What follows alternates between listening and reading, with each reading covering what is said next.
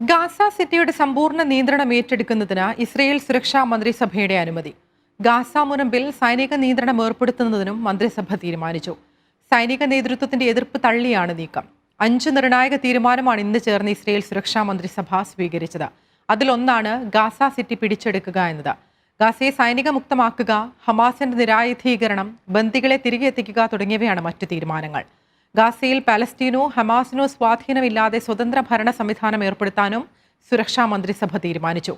സൈനിക നേതൃത്വത്തിന്റെയും ബന്ദികളുടെ കുടുംബാംഗങ്ങളുടെയും എതിർപ്പ് പരിഗണിക്കാതെയാണ് ഗാസയുടെ സമ്പൂർണ്ണ നിയന്ത്രണം എന്ന തീരുമാനവുമായി നെതന്യാഹു മുന്നോട്ടു പോകുന്നത്. സ്പീഡ് ട്രാക്കിൽ വേഗത കുറച്ചു പോകുന്നവർക്ക് മുന്നറിയിപ്പ് നൽകി ദുബായ് പോലീസ്. അതിവേഗ ട്രാക്കിലൂടെ സാവധാനത്തിൽ സഞ്ചരിക്കുന്നത് പലവിധ പ്രശ്നങ്ങൾ സൃഷ്ടിക്കുന്നുണ്ടെന്ന് ഓർമ്മിപ്പിക്കുകയാണ് ദുബായ് പോലീസ്.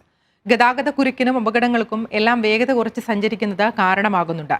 ഇടതുവശത്തെ ട്രാക്കുകൾ വേഗതയിൽ പോകേണ്ടവർക്കും ഓവർടേക്കിങ്ങിനും ഉള്ളതാണ്. വേഗത കുറച്ച് സഞ്ചരിക്കേണ്ടവർ വലതുവശത്തെ ട്രാക്കുകൾ ഉപയോഗിക്കണം.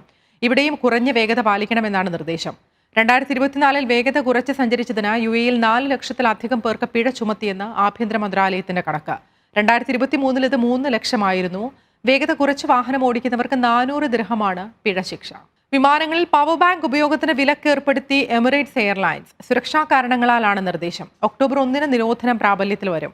100 വാട്ടിൽ താഴെയുള്ള ഒരു പവർ ബാങ്ക് യാത്രക്കാരന് കയ്യിൽ കരുതാമെന്നാണ് എമിറേറ്റ്സിന്റെ അറിയിപ്പ്. എന്നാൽ പവർ ബാങ്ക് വിമാനയാത്രക്കിടയിൽ ഉപയോഗിക്കാൻ അനുമതിയില്ല. പവർ ബാങ്കിൽ നിന്നും മൊബൈൽ ഫോണോ മറ്റ് സ്വകാര്യ ഉപകരണങ്ങളോ ചാർജ് ചെയ്യുന്നതിനും അനുമതിയില്ല.